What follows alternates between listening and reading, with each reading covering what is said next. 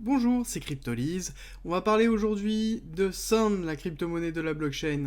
The Sandbox, alors c'est pas vraiment, c'est une blockchain, mais c'est surtout un métaverse et un play to earn, donc un jeu où on gagne justement de l'argent en fonction de ce que l'on effectue. On peut acheter des terrains en crypto-monnaie, on peut acheter des objets en crypto-monnaie et on peut tout simplement, il y a tout un écosystème qui se crée autour de ça. Nous avons eu l'alpha qui a été lancé fin de l'année dernière, nous attendons notamment la saison 2. Il y a eu beaucoup d'événements qui sont passés, avec notamment 5 millions de cents qui ont été créés par rapport à cette alpha. On a eu 5000 personnes qui ont pu utiliser directement l'alpha. On voit qu'il y a eu 15 000 NFT qui ont été créés, donc c'est juste énorme.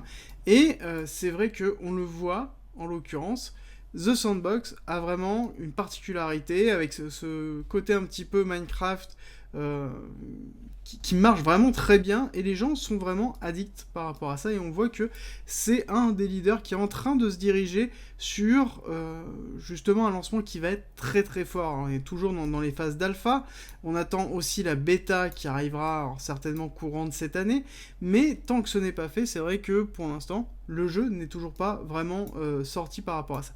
Malgré ça, on a encore énormément de news qui se font, que ce soit des personnes qui achètent des terrains par rapport à ça, il y a des grosses sociétés qui montrent leur intérêt pour offrir des solutions de paiement au sein des métaverses et pourquoi pas au sein de Sand. On voit par exemple ici les NFT qui sont en vente, on voit qu'il y a des prix qui sont quand même assez colossaux par rapport aux NFT qui sont effectués, donc du coup il y a un marché qui est en train de se faire, et un marché qui va attirer du monde et qui va se densifier au fur et à mesure que le jeu va pousser. Et je trouve que c'est excessivement intéressant parce qu'on a un sentiment de liberté dans le sandbox qui est très fort, et justement comme son nom l'explicite, c'est un sandbox, donc un bac à sable où tout est permis et on peut absolument quasiment tout faire. Et on peut être tant un créateur de NFT que tout simplement un manier de l'immobilier ou un aventurier. Et je trouve le concept en lui-même intéressant. Le cours en lui-même va être forcément lié par rapport aux différentes versions alpha, bêta qui vont être proposées, étant donné qu'on aura une injection, une création de valeur qui se feront au fur et à mesure de ces bêta et ces alpha. Lors de l'alpha notamment une, on a eu une énorme hausse qui s'est effectuée et ensuite un dump qui s'est fait à la fin de l'alpha. Donc il faudra impérativement surveiller ce qui va se passer. Rejoins-nous sur Discord, tu y retrouveras notamment ma stratégie d'investissement qui est disponible gratuitement. Je montre comment je construis mon bag, le fonctionnement de mes optimisations, quand acheter, quand vendre, tout pour éviter justement les principaux pièges. Si tu aimes mon contenu, like, partage et abonne-toi, ça m'aide énormément. Pour la partie technique, on attaque, nous avons eu une énorme zone d'accumulation qui s'est déroulée durant toute cette période-là, donc 2020-2021. Ensuite, nous avons eu une première hausse phénoménale avec la mode des métaverses qui ont été lancés notamment par l'annonce de Meta et le renommage de Facebook par rapport à ça. Et donc du coup, on a eu une grosse hype qui s'est construite en 2 temps, avec une première montée, un decrescendo, avec un Sand qui a atteint les 3 dollars, 3,1 je crois, si j'ai pas de bêtises. Et ensuite, on a retracé et on est reparti derrière pour atteindre un maximum des 8,4 $. Donc on a eu vraiment un énorme pump qui s'est effectué en un minimum de jours. Si on regarde rapidement, alors, hop, on va partir à partir d'ici, histoire de voir. Donc on va diminuer un tout petit peu parce que je suis parti un peu plus bas pour pouvoir tracer tranquillement. On voit que sur 32 jours, donc sur un mois, nous avons fait 1400%. Voilà. Donc quelque chose qui a énormément performé et qui a fait beaucoup parler de lui là-dessus. Nous avons un schéma de Wyckoff qui s'est mis en place avec, hop, le psy il est ici, un BC, un AR, un ST, et nous sommes actuellement dans le saut. Un saut d'ailleurs qui est en train de se travailler sur une accumulation, on va en discuter après. Donc on attend derrière un nouvel ATH avec ici donc BC, AR, ST, SO, UT, donc prise de la liquidité du BC, hop, on redescend, on retrace, UTAD, deuxième ATH qui se fera. On peut très bien aussi avoir un nouveau schéma qui se met en place de Wyckoff avec un BC, un AR, un ST, donc on va faire BCARST, SO, UT, UTAD. Donc quelque chose qui va être plus une réaccumulation de Wyckoff, donc quelque chose qui serait très bullish et qui pourrait d'ailleurs correspondre avec tout simplement les sorties du jeu et les différents retours qui se font au niveau du jeu. En tout cas, il est sûr que le retour des utilisateurs qui ont vraiment utilisé le jeu, non pas en termes d'investissement, mais en termes d'utilisateurs, donc la notion de use case que je défends pour tout projet, c'est-à-dire que c'est bien d'avoir un jeu qui rapporte de l'argent, mais si c'est un jeu qui n'est pas intéressant, sur lequel les gens n'ont aucun intérêt à rester, forcément ça capotera sur le long terme. Alors que là, on voit qu'on a des retours qui sont excessivement positifs sur l'utilisation du jeu, donc c'est quelque chose qui est en tout cas, pour moi, au niveau du projet, excessivement bullish, et qui me confirme une potentielle, ici, réaccumulation qui pourrait se mettre en place sur une grande time frame, et qui pourrait se valider. Ensuite, nous avons le schéma orange qui s'est mis en place. Je vous ai dit que dans ce saut, nous avons une accumulation de Wyckoff avec un essai, donc un arrêt de la tendance baissière. Ici, nous avons le psy. Nous avons un test du psy au niveau de la R qui s'est effectué. Donc là, on a un renforcement ici d'une volonté haussière où on nous dit « Ok, j'ai envie d'aller monter plus haut, j'ai envie d'arrêter. » Donc on est vraiment dans une accumulation. On a eu ainsi un test, un premier test. Et on a eu ici une première poussée, donc une très belle bougie qui s'est effectuée le 16 mars, notamment avec des nouvelles au sein de Sandbox. Donc on voit quand même que le marché réagit énormément aux nouvelles fondamentales sur The Sandbox, donc c'est quelque chose vraiment à surveiller.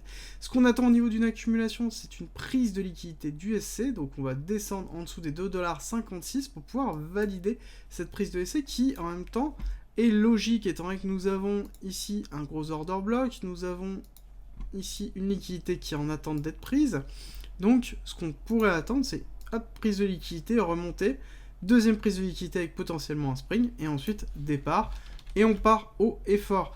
À savoir que pour partir haut et fort, le break-off structure que l'on attend, c'est la cassure du ST, donc c'est-à-dire les 6,97$, donc les 7$, schématisons, parce que dans tous les cas, c'est le niveau critique et qui est un chiffre rond, donc forcément, on aura une grosse zone forte dessus.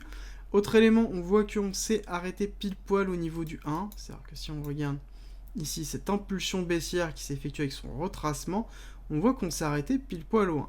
Donc c'est-à-dire qu'on a un A, B, C potentiel qui s'est effectué, avec potentiellement ici un retravail pour une nouvelle schématique qui va partir. Bon, en l'occurrence, on aimerait bien voir ici des prises de liquidité fortes, enfin des petites prises de liquidité à minima, pour valider bien ce schéma de Wyckoff et repartir à la hausse avec quelque chose qui va être excessivement fort. Nous avons à côté, hop,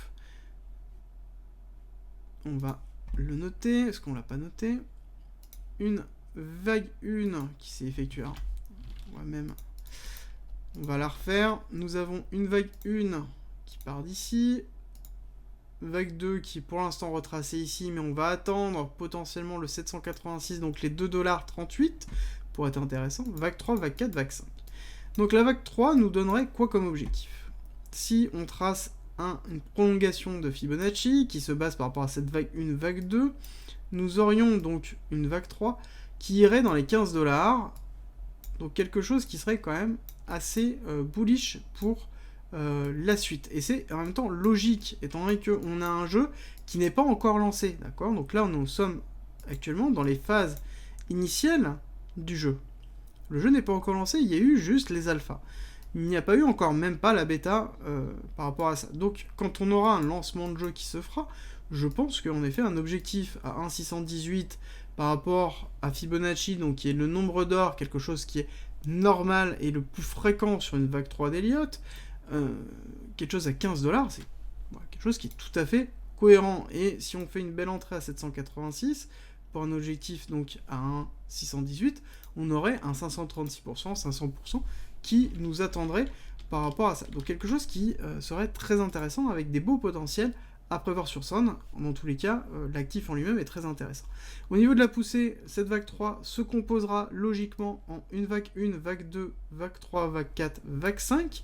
Donc ici on aurait une nouvelle schématique d'Elliott qui se met en place, des vagues impulsives, et ensuite on aura un retracement en 3 temps en ABC qui se ferait par rapport à ça. Alors, est-ce que on peut considérer, c'est la grande question, que nous avons ici vague 1, vague 2. Parce que j'ai déjà eu quelques discussions par rapport à ça. Et si on regarde ici les prolongations par rapport au retracement qui a été effectué, on n'a pas de corrélation. Alors, corrélation, parce que je ne l'ai pas encore mis sur celui-là. On va le mettre ici, qui est donc... Comme ça, en même temps, vous voyez comment on peut faire. Si vous jamais vous n'avez pas les différents niveaux, pouvoir les faire. Voilà.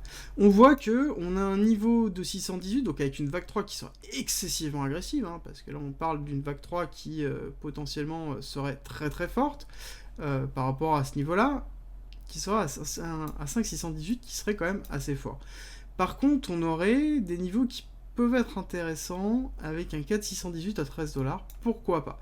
Pourquoi pas se dire que potentiellement on est déjà dans une vague 1, vague 2, et donc que l'accumulation elle s'est faite en fait très vite, très forte, ça peut arriver ici, d'accord, sur les bougies qui ont été faites ici, notamment celle-ci de bougie qui a été là. Donc ça peut être possible. C'est pour ça que notamment la spot zone que j'ai notée, c'est une spot zone qui est assez agressive, qui commence à rentrer à partir des 4$ et qui va jusqu'à au niveau possible de descente qui est effectué. Donc tout simplement parce que avoir un sand à 3$ sur des objectifs à 15, on se retrouve sur quelque chose qui est tout à fait normal et un bon point d'entrée pour un actif comme ceci. Merci d'être resté avec moi jusqu'au bout. Abonne-toi, partage si t'as aimé et rejoins-nous sur Discord. C'est avec plaisir qu'on t'accueillera. Et à très vite.